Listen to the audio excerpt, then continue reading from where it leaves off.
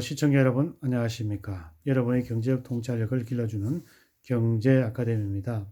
지금부터 오늘의 경제 아카데미 방송을 시작하겠습니다. 2020년 2월 11일, 영남일보. 오늘의 제목은 선비정신과 상일의 기질에 대해서 오창규님이 정리한 내용을 살펴보도록 하겠습니다. 열애 전에 자유기업원에서 소설을 펴낸 적이 있다. 남다른 열정과 투혼으로 성공신화를 거둔 창조한 중견기업인들의 얘기를 문학작품 형태로 꾸며낸 것이다. 세계 곳곳을 누비면서 새로운 시장을 개척하고 뛰어난 실적을 올린 주인공들의 활약상을 생생하게 그려낸 게 독특했다. 대구, 경북의 기업인들도 있었다. 소설 내용은 분명히 성공 스토리였다. 그런데 자세히 들여다보면 오로지 실패담에 가까웠다. 소설 내용은 분명히 성공 스토리였다. 그런데 자세히 들여다보면 오히려 실패담에 가까웠다. 기업인들이 거둔 성공도 좋게 말해 천신만고 끝에 드디어 맞는 영광일 뿐이고 중간 인생 행로는 그야말로 좌절의 연속이었기 때문이다. 소설에 등장한 기업인들에게 몇 가지 공통된 점이 있었다. 우선 하나같이 고난을 고난으로 받아들이지 않았다. 기업을 창업해 키워나가는 과정에 숱한 우여곡절과 시련이 닥쳤으나 이를 슬기롭게 극복하면서 커다란 성취를 일궈냈다. 오토바이 헬멧 제조회사 설립자는 바람을 타고 거센 물결을 헤쳐라는 경구를 좌우명으로 삼아 수십 년 동안의 외길을 걸은 뒤에 미국 시장의 50% 점유 기록을 세웠다.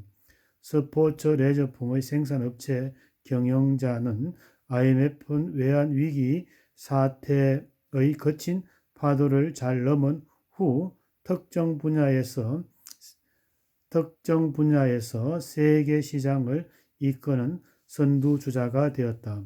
소설 속 기업인들은 스스로 문제를 해결하려는 의지도 강했다.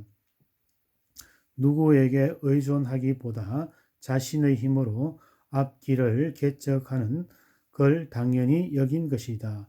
실제로 거의 모든 주인공들이 부모의 기대려 들지 않고 형제끼리 서로 아끼고 각기 튼튼하게 독립한 처지에서 도와야 한다는 생각을 가졌다.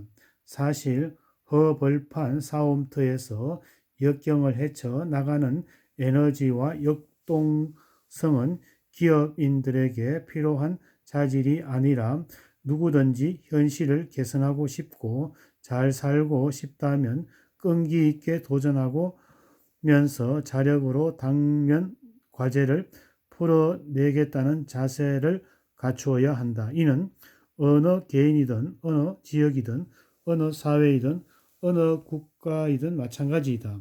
우리는 이처럼 현실적인 성향을 장사꾼 기질이라고 부르며 상인 정신이라고 한다. 대구, 경북은 자칭 타칭 선비의 고장이다. 예로부터 그렇게 전해왔다. 선비는 일상사에서 가치 기준을 재보다는 덕을 두고 학문에 열중하며 구차하게 이득을 구하지 않았다.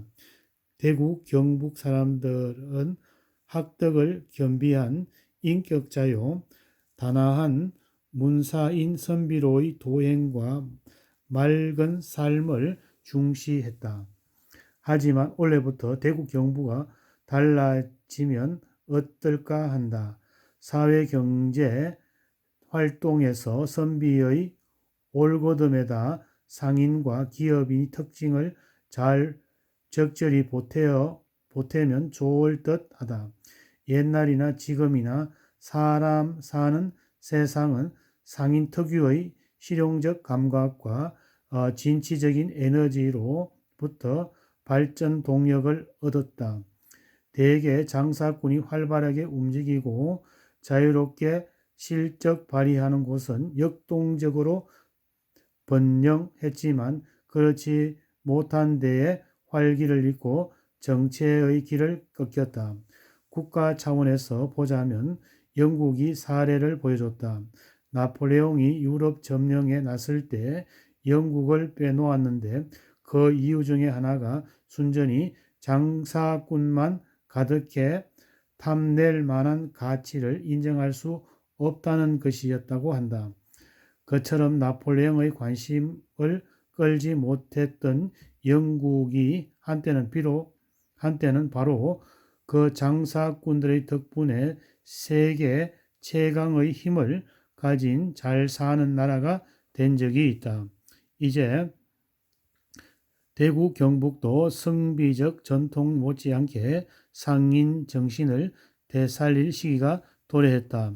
오토바이 헬멧 제조회사 설립자와 스포츠 레저용품 생산업체 경영자와 자동차 부품의 오너가 기업을 키워내고 골목 가게 주인들이 경영 일선에서 피나는 일의 전쟁을 치르는 것처럼 모험의 자세를 앞세울 때가 됐다.